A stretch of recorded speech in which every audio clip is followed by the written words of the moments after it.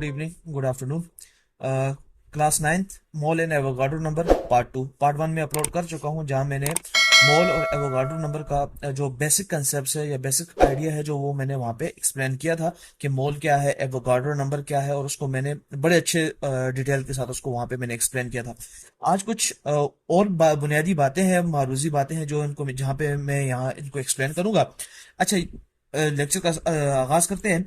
Molecular mass क्या होता है, यह आपसे पूछा जाता है। मालिक्यूलर मास या आपसे पूछा जाता है एटॉमिक मास क्या है। ये अल्फाज होता है, इनको जरा समझना है ताकि जब आपसे पूछा जाए तो आपको ये चीजें कंफ्यूज ना करें। आपसे पूछा जाए कि मालिक्यूलर मास यानी मेरे पास H2O है, CO2 है, N2 है, H2 है, ये पर मेरे पास मालिक्यूल है। और अगर आपसे पूछा जाए कि इन मालिक्यूल का मालिक्यूलर मास क्या है, तो बहुत सारे बच्चे पता है क्या करते हैं, वो कहते हैं कि कार्बन डाइऑक्साइड है। भाई हमें तो पता है कार्बन डाइऑक्साइड का मालिक्यूलर मास 44 ग्राम है। गलत। आपसे पूछते हैं नाइट्रोजन का मालिक्यूलर मास क्या है, बहुत सारे कहते हैं 28 ग्राम। ये भी गलत। आपसे वो पूछता है मालिक्यूलर मास ऑफ CO2, मतलब क्या? मतलब ये है कि अगर मैं एक कार्बन डाइऑक्साइड का मालिक्यूल लूं तो उस एक मालिक्यूल का मास कितना होगा, तो याद रखना है वो है 44 AMU। अब इस बात का मतलब क्या? इसका मतलब ये है, मोल एंड एवोगाड्रो वाला लेक्चर देखिएगा, वहां मैंने ये बुनियादी बात एक्सप्लेन की थी। जब मैंने आपको रिलेटिव आपको चैनल पे आपको मिलेगा एटॉमिक मास यूनिट का कंसेप्ट क्या है और रिलेटिव एटॉमिक मास का कंसेप्ट क्या है, वो भी मैं यहाँ पे मेंशन कर दूंगा। वहां पे मैंने ये चीज एक्सप्लेन की थी कि जब आपसे कहा जाए कि मॉलिक्यूलर मास क्या है या एटॉमिक मास क्या होता है, तो समझिएगा बेसिकली वो आपसे ये पूछ रहे होते हैं कि किसी मॉलिक्यूल के अंदर या किसी एटॉमिक मास के अंदर उन यूनिट की तादाद कितनी है कि जिन्होंने बेसिकली इसका मास बनाना होता है। यानी मेरे पास कार्बन डाइऑक्साइड के अंदर जो प्रोटॉन और न्यूट्रॉन यानी मास नंबर का जो कुल मजमूई तादाद है वो 44 है, और बेसिकली ये 44 यूनिट मिलके कार्बन डाइऑक्साइड का मास बनाते हैं। तो फिर ग्राम मॉलिक्यूलर मास ये मोल के कंसेप्ट में इस्तेमाल होता है। सिमिलरली हाइड्रोजन का हमारे पास होगा कितना, 2 AMU, नाइट्रोजन का 28 AMU, वाटर का 18 AMU। ये याद रखना है, मैं दोबारा बता रहा हूं कि मॉलिक्यूलर मास या एटॉमिक मास इस तरह आपसे पूछा जाए हाइड्रोजन का तो 1 AMU, आपसे पूछा जाए हीलियम का तो हीलियम का हमारे पास है 2 AMU।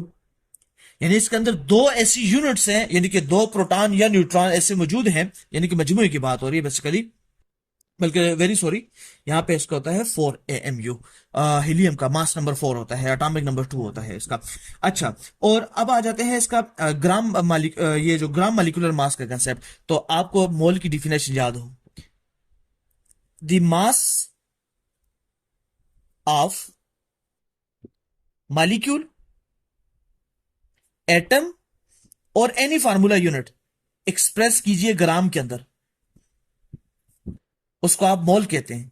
अब जरा सोचिए, आपसे पूछते हैं ग्राम मॉलिक्यूलर मास, इसका मतलब ये ग्राम मॉलिक्यूलर मास का मतलब ये है कि अगर मैं एक मॉलिक्यूल किसी भी कंपाउंड, किसी भी एटम, किसी भी एलिमेंट का लूं तो उसके अगर उसको उसके मॉलिक्यूलर मास को या उसके एटॉमिक मास को अगर आपने ग्राम में लिखना हो तो वो कितना बनेगा।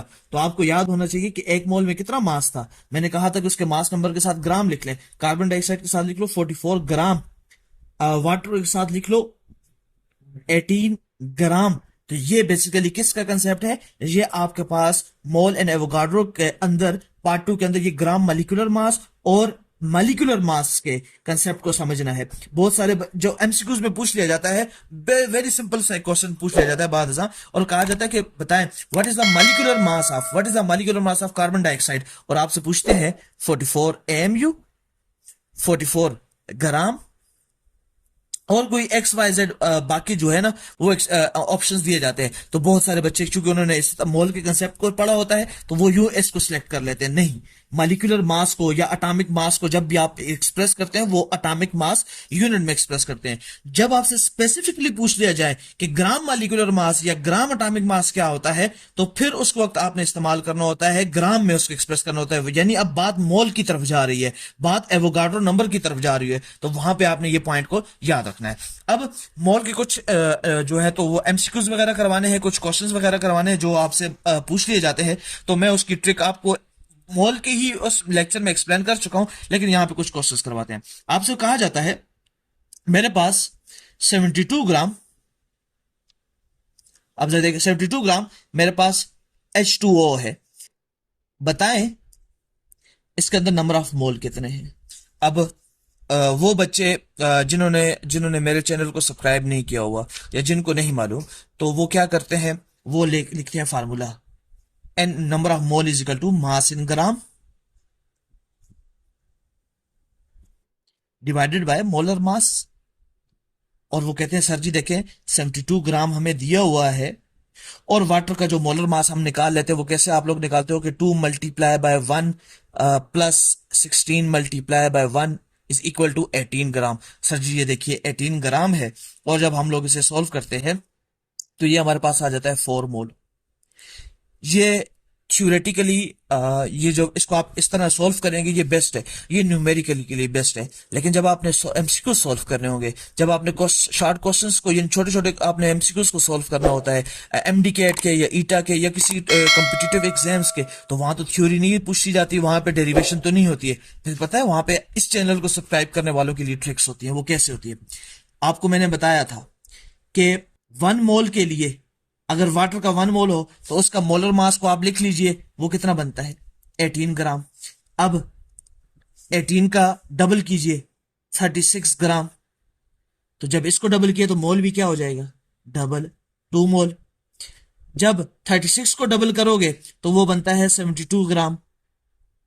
तो सोचिए अगर इसका डबल है तो ये भी डबल नहीं हो जाएगा, तो ये हो जाएगा आपके पास 4 मोल। वही जो चीज आपने फार्मूला से सॉल्व की है, वही चीज आपने विद इन 1 मिनट, 1 मिनट से भी कम आपने इस चीज को सॉल्व कर लिया। सिमिलरली आपसे पूछा जाए कि मेरे पास 88 ग्राम कार्बन डाइऑक्साइड है, बताएं इसमें नंबर ऑफ मोल कितने हैं। आप क्या करते हैं, वही तरीका, मास डिवाइडेड बाय मोलर मास। ये मैं 9th क्लास के लिए भी डाल रहा हूं, कुछ ईटा के लिए है, लेकिन ईटा के लिए इसमें बहुत एडवांसमेंट आ जाती है जब कॉम्पिटिटिव एग्जाम्स की बात आती है। ये बोर्ड लेवल के क्वेश्चंस होते हैं, ये कॉलेज लेवल के क्वेश्चंस होते हैं, ये स्कूल लेवल के जो क्वेश्चंस पूछे जाते हैं मैं उनकी ट्रिक्स बता रहा हूं। वरना जो आपके पास कॉम्पिटिटिव एग्जाम्स होते हैं तो वहां पे हम लोग इसको मजीद एलिब्रेट करते हैं, मजीद इसमें बड़े बड़े फार्मूले इनपुट आ जाते हैं जिनको हम लोग एक्सप्लेन करते हैं। अब 88 ग्राम को जब आप सॉल्व करते हो तो आप कहोगे कि मास इन ग्राम तो 88 ग्राम है, मोलर मास इसका 44 ग्राम है, तो जब हम लोग इसको सॉल्व करेंगे तो जी ये हमारे पास 2 मोल आ जाएगा। Very good. लेकिन मेरे मेरे जो स्टूडेंट्स होंगे वो क्या करेंगे, 1 मोल कार्बन डाइऑक्साइड के 1 मोल में 44 ग्राम्स होते। अच्छा ये मुझे कितना दिया, 88 ग्राम्स, ये तो डबल है इसका, 88 ग्राम लिखा, इसका मतलब ये 2 मोल है। वही चीज जो आपने यहां पे सॉल्व की है, जो फार्मूले को यूज करते हुए आपने उसको शॉर्ट ट्रिक में सॉल्व कर दिया है।